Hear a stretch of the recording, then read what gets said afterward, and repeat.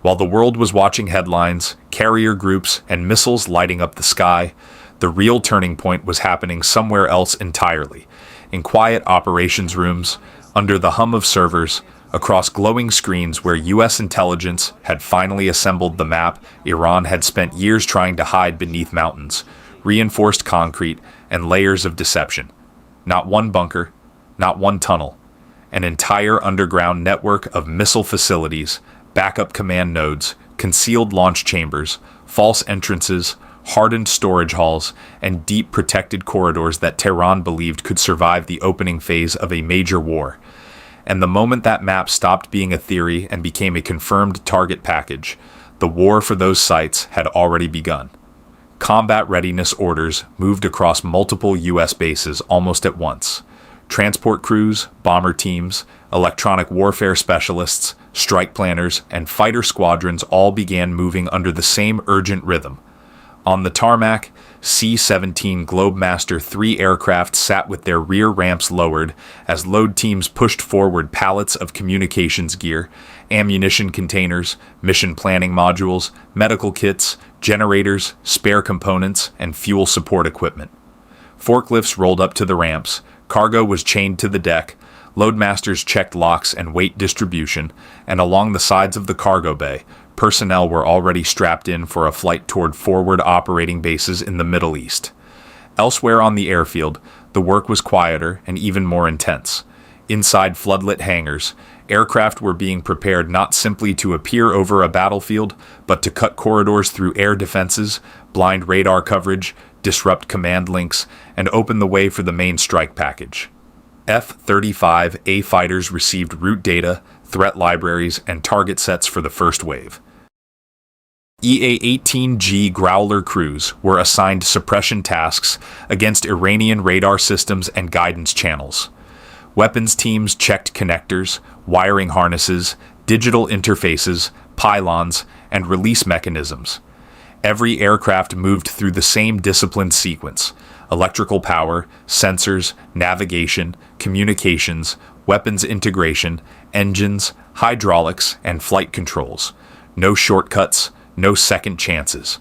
But the center of gravity in the operation sat deeper inside the base, where B-2 Spirit bombers were being readied under heavy security. These aircraft were not included for symbolism. They were there because a normal air raid would not be enough. The targets were buried too deep.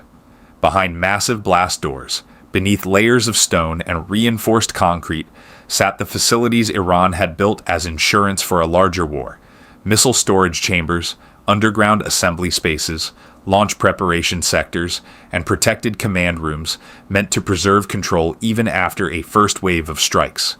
For exactly that kind of target, the United States maintains the GBU-57 Massive Ordnance Penetrator, a heavy bunker-busting weapon built for deeply buried structures. And when weapons like that are moved toward B-2S, the message changes. This is no longer a show of force. It becomes an attempt to break the very idea of underground invulnerability. Even as flight crews received their final briefings, analysts kept refining the underground picture. They were not only tracking the obvious entrances, they were looking for ventilation shafts, emergency exits, tunnel branches, hidden service wells, disguised access points, and concrete sections that could conceal secondary storage chambers. Heat signatures, surface supply movement, intercepted communications, maintenance patterns, and traces of recent activity near concealed blast doors all pointed in the same direction. The United States was no longer looking at an abstract underground missile program. It was looking at coordinates, depths, priorities, structural relationships. That meant any strike could now be built not on assumption, but on architecture. By dusk, the shape of the operation had become clear. The first phase would belong to the systems designed to strip away visibility and reaction time. Tomahawk and JASSM-ER were not there for spectacle. They were there to hit communications nodes, radar sites, protected air defense positions, power distribution points, and the infrastructure that allowed underground bases to function as a connected network. After that would come escort and suppression platforms, and only then would the window open for the heaviest phase of the operation, the phase aimed not at the surface, but at the buried core of the system. At forward bases across the region, the air already smelled of kerosene and hot metal. Ground crews worked without pause. Refueling lines were connected to one aircraft after another. Weapons carts were rolled across the concrete, and red safety streamers hung from arming pins until the final moments before taxi.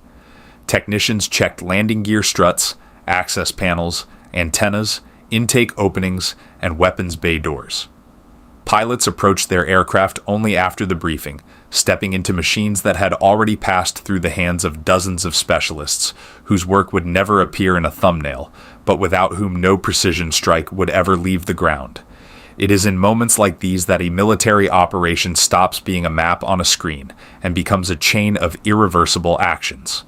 For Iran, the most dangerous part of this scenario was not simply the number of aircraft or the weight of the bombs. It was the disappearance of secrecy. Those underground complexes had value only as long as their design remained hidden, only as long as an enemy could not distinguish the true entrance from the false tunnel, the live command node from the decoy chamber, the protected launch section from a reinforced shell built to absorb attention. But if the United States had truly exposed the architecture of that network, then underground depth would begin to work against its owner. Depth fixes positions. Tunnels limit maneuver. Emergency exits become predictable vulnerabilities. Ventilation shafts become markers. And a command center buried too deep becomes less a sanctuary than a trap. That is where the psychological shift begins. On the surface, a state can still project confidence, move convoys, make statements, release footage, and speak of endurance. But if the opponent already knows where the hidden backbone lies, and if that opponent is assembling a package built from stealth bombers, electronic attack aircraft, cruise missiles, advanced fighters, and bunker-penetrating ordnance, then the question is no longer whether a response is coming. The question becomes how long the underground system can survive once the strikes begin arriving, not blindly, but methodically, section by section, node by node.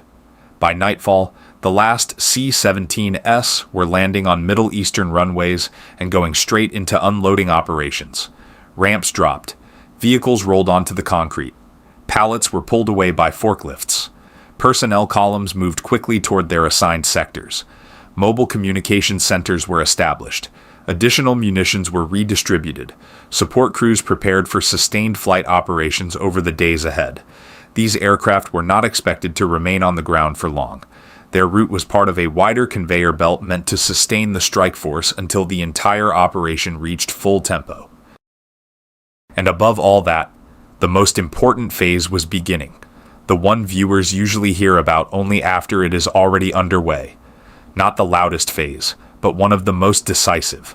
Reconnaissance updates were matched against route plans. Escort aircraft moved toward their holding areas.